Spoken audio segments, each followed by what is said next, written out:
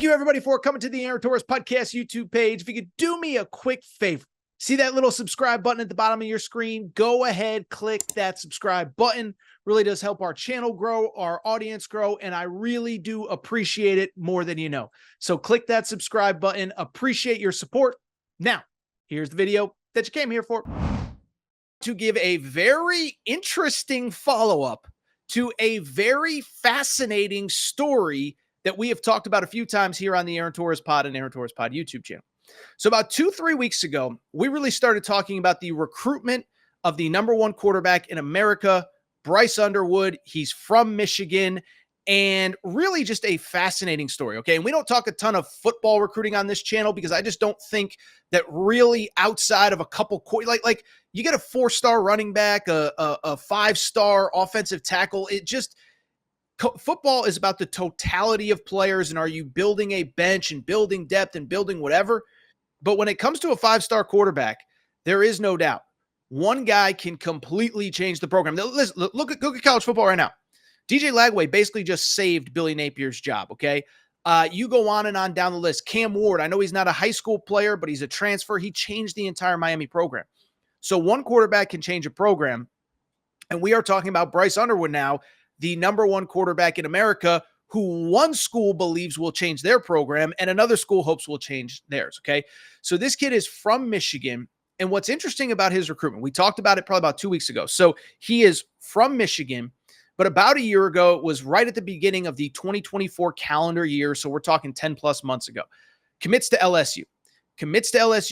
Chooses them over the home state school, Michigan. Michigan, by the way, was coming off of a national championship run, but there was uncertainty about Jim Harbaugh, et cetera, et cetera. Want to say Colorado was maybe in the mix as well. Well, I bring it up because the kid commits to LSU, and we really didn't even think about it until about 2 weeks ago. And that was because there was a report that Michigan, in desperate need of some quarterback upgrades, was willing to go all in on NIL with this kid. We talked about it at the time. Michigan has not been a program that has really kind of quote unquote bought teams. They've kind of used their NIL resources to take care of guys currently on the roster. But as the program struggled, you started to see reports they're going to do what it takes to at least make things interesting with this kid. And as of about 2 weeks ago, the conversation was, are they going to give him about $5 million, about $1 to $1.5 million a year for 4 years? Could they do that? Could they put out that money? And would it sway this kid to go to Michigan? Well, I bring it up because on Thursday, right before we got ready to go on air, we get another report. And how about this? There is a report from On3's Michigan site. You can see it on the screen if you're watching on YouTube right now. Michigan is prepared to offer LSU 5-star QB commit Bryce Underwood $10.5 million over 4 years, according to the Wolverine on 3. And so here is the $10 million question. Are we about to have our first 8-figure quarterback in college football? It sure does feel like it's coming. The big question is it going to be at LSU or is it going to be at Michigan? Now, let's talk about this from all perspectives. And listen, from the Michigan side of things, to me, I said it a few weeks ago, it's surprising, but it's not. It's surprising because we just said it a minute ago. The bottom line is that historically, Michigan has not allocated much, if any, NIL resources to freshmen who haven't played in the program. Pretty straightforward, right? You win a national championship last year, and Harbaugh's stance always was, listen, how am I going to pay some kid who's never worn, the Michigan uniform money that Blake Corum isn't getting, that J.J. McCarthy isn't getting, that all those guys on last year's team weren't getting? But times change, things have changed, and what I will say is things are starting to get a little bit desperate at Michigan. Listen, we all watch these games. We all know. Here's the crazy part. Michigan isn't even that bad. The defense played very well the other day against Indiana. The run game probably would be okay, but they have zero passing game. And so I don't think Michigan is a terrible program all of a sudden. I just think they have truly horrific quarterback play. Currently ranked, by the way, 130th out of 134 FBS teams, worst among power conferences. Yes, they have a worse passing attack than Iowa. Yes, they have a worse passing attack than Purdue, than whoever. Pick the worst ones you could think of. Florida State, who doesn't have a quarterback, I don't think. Michigan's worse than all of them. And so desperate times call for desperate measures. And this is exactly what this thing is. And I would add that it reminds me a lot of what we saw last year with Dylan Raiola. Remember, Nebraska's coming off a 5-7 year. They haven't made a bowl game in forever. Matt Rule has no real plan at quarterback. And I think he really kind of looked around and said, we cannot go into year 2 without a better answer at quarterback. And so they make the move on Dylan Raiola, was the number 1, number 2 quarterback in America, was committed to Georgia. He flips to Nebraska. His dad played in Nebraska. We know that story. But Matt Rule was basically like, we have to do something. We cannot go into next season with the quarterback situation we have. I think it's also worth noting, if you remember, this is kind of what happened with Steve Sarkisian as well. If you remember, year 1 goes 5-7.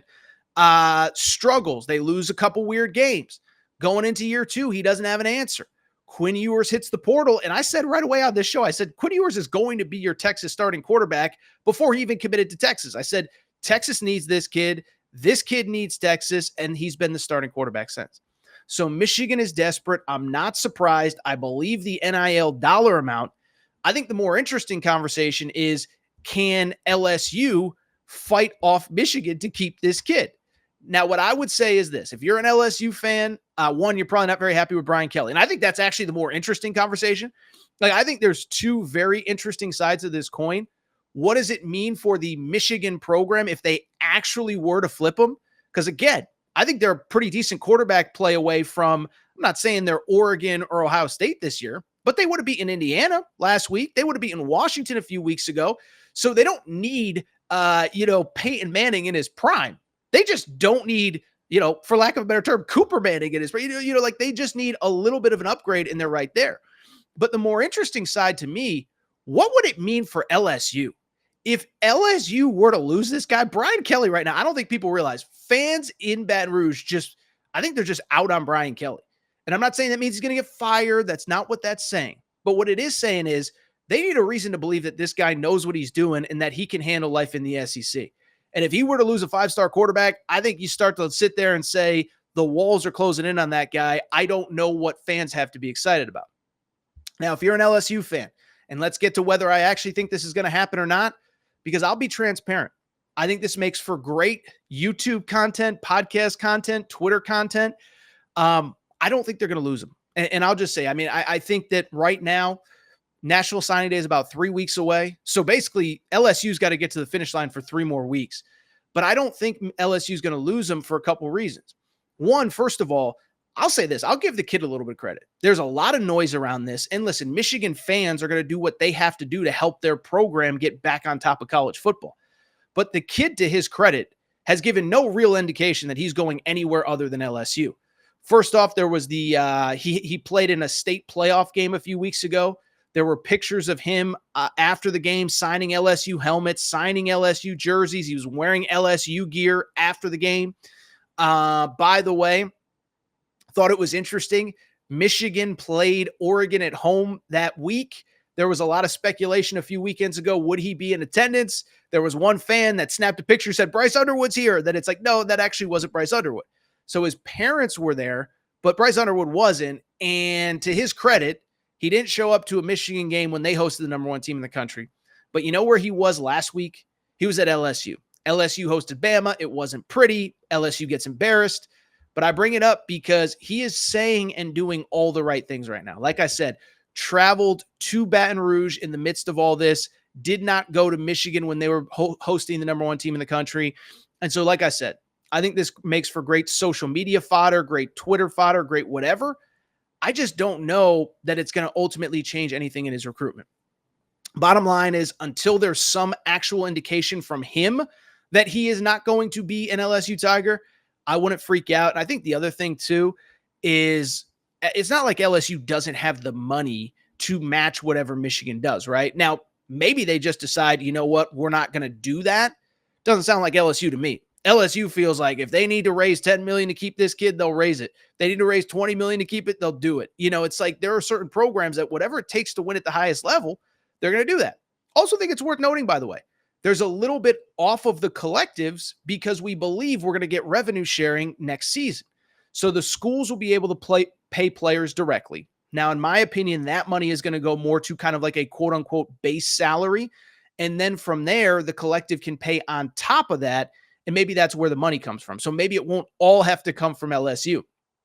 But to me, 2.5, 3, whatever it's going to take is like, you got to figure out a way if you're LSU to keep them. Because as interesting as the story is, what would it mean for LSU? I think the counter to that would be, what would it mean for Michigan if they were to lose them? Or what would it mean for Michigan if they were to get them? What would it mean for LSU if they were to lose them?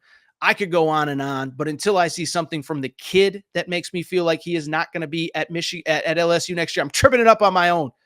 I believe he'll be an LSU Tiger. But again, we're about 3 weeks till National Signing Day. It is December 6th, I believe. And man, oh man, what a fun, interesting conversation this is going to be.